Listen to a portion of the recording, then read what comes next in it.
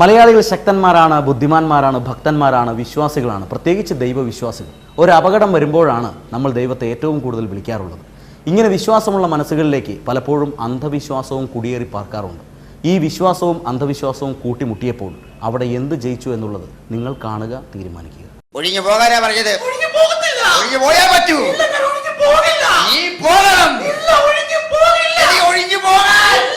എന്നാ പോരാ ഞാൻ നിന്നെ ഒഴിപ്പിക്കൂടി. ഞാൻ നിന്നെക്കാട്ടി വലിയ പ്രേതത്തിന് കളി കെട്ടിയവളാ ഞാൻ. ഒഴിപ്പിച്ചോളാ ഞാൻ. ആട് നിറച്ച് തല കഴിച്ചു വിട്ടവളാ ഞാൻ.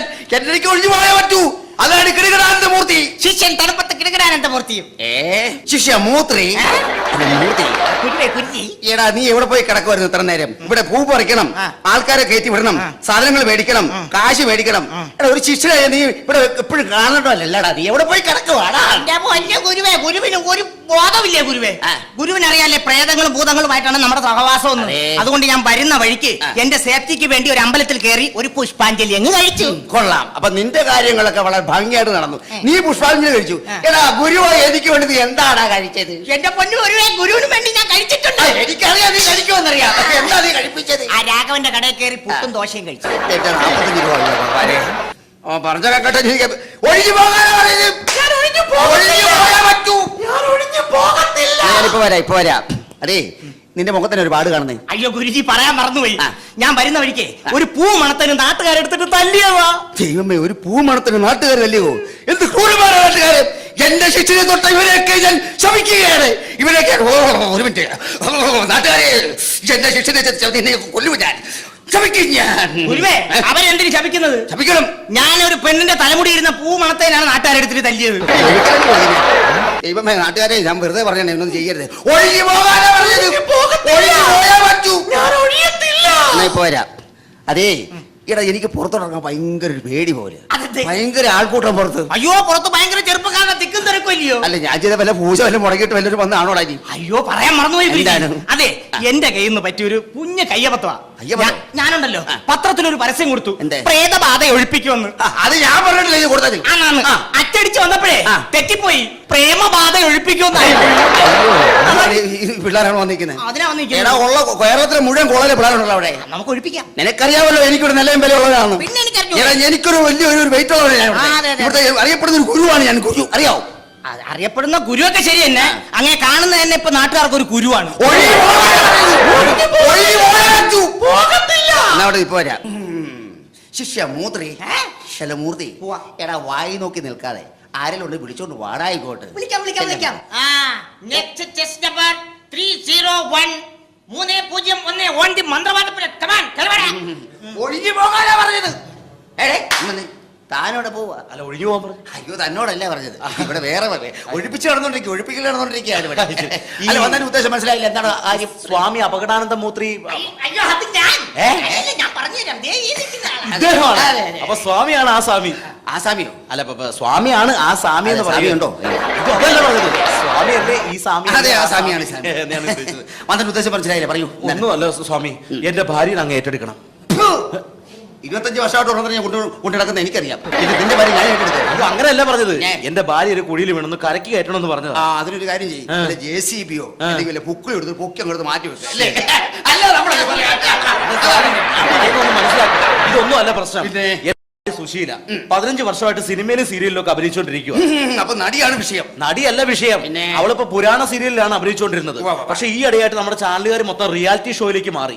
അതോടുകൂടി പുരാണ സീരിയൽ എല്ലാം കട്ടയും പടവും മടക്കി. അപ്പൊ അവളിപ്പോ പിച്ചും പേയും പറഞ്ഞോണ്ടിരിക്കുക.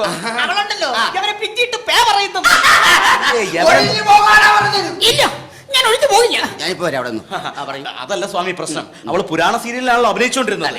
അതുകൊണ്ട് ഓരോ ദിവസം അവൾ ഓരോ പുരാണ കഥാപാത്രങ്ങളാകും. ഒരു ദിവസം ഉർവശിയാകും, ഒരു ദിവസം രംഭയാകും, തിലോത്തമയാകും, മേനകയാകും, ഒരു ദിവസം ശകുന്തളയാകും. ഒരു കാര്യം ചെയ്യും, താമസിയാതെ രേഷ്മിയോ ഷക്കീലോ മറിയായി മാറും. താരൊരു മേശ ഇട്ടിട്ട് ഇഷ്ടം പോലെ കാശുണ്ടാക്കിക്കൊണ്ടിരിക്കാം. പൊന്നു സ്വാമി, അതായിരുന്നു ഈ കുഴപ്പമില്ലായിരുന്നു. ഇതിപ്പോ അങ്ങനെയല്ല. ഒരു ദിവസം എന്നെ കാട്ടിലേക്ക് വിളിച്ചോണ്ട് പോയിട്ട് എന്നോട് പറയുക സീതയാണെന്ന്. ആ അതുപോലെ തന്നെ കണ്ണും കെട്ടി നടു റോട്ടിക്കൂടെ നടന്നിട്ട് ഇവള് പറയുവാ ഗാന്ധാരിയാണെന്ന്. ഇതൊക്കെ ക്ഷമിക്കാം. ഒരു ദിവസം വീട്ടിൽ വിരുന്നുകാർ വന്നിരിക്കുമ്പോ ഇവൾ ഉണ്ടായിരുന്ന സാരിയും തുണിയെല്ലാം അഴിച്ചു മാറ്റിട്ട് ഇവള് പറയുവാ പാഞ്ചാലിയാണ് വസ്ത്രാക്ഷേപം നടത്തിക്കൊണ്ടിരിക്കുകയാണ്. നാണം കെട്ട് പോയി. ആ അപ്പൊ അതാ പറയുന്നത് എത്രയും പെട്ടെന്ന് ഈ ബാധ ഒന്ന് ഒഴിപ്പിച്ചു തരണം.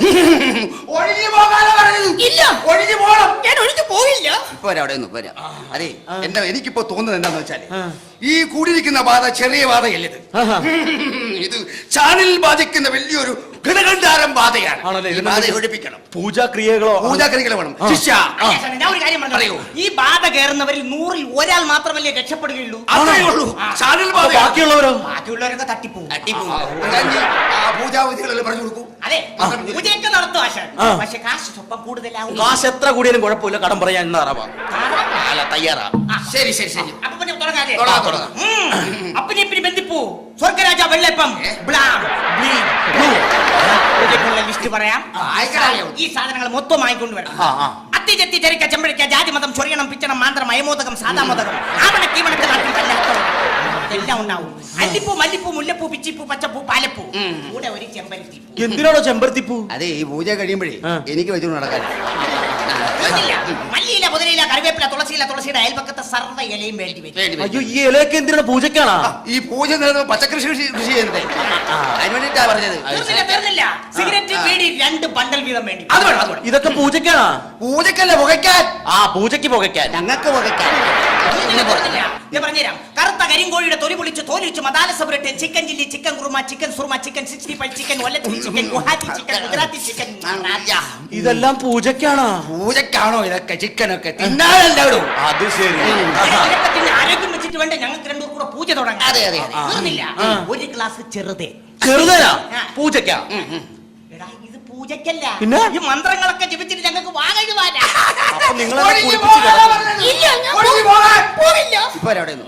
പിന്നെ തീർന്നില്ല.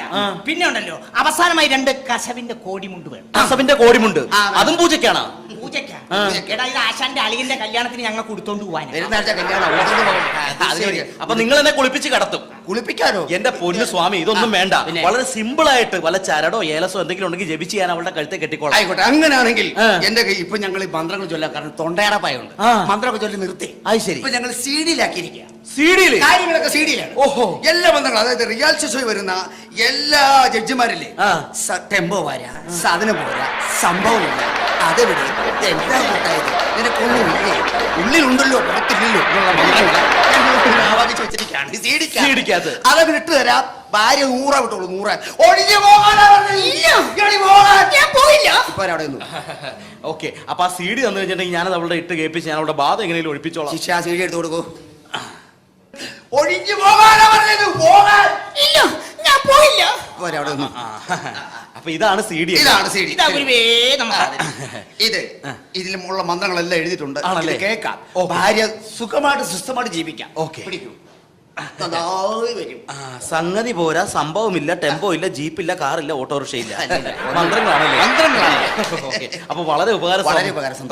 ഒഴിഞ്ഞു പോകാനാ പറഞ്ഞത്. അല്ല മന്ത്രവാദി, ഞാൻ വന്നപ്പോൾ ശ്രദ്ധിക്കാണ്. മന്ത്രവാദി അകത്തേക്ക് നോക്കിട്ട് ഒഴിഞ്ഞു പോന്ന് പറയുന്നുണ്ട്.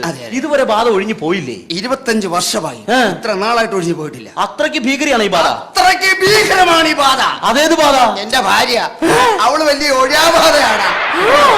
ഒഴിഞ്ഞു പോകാൻ.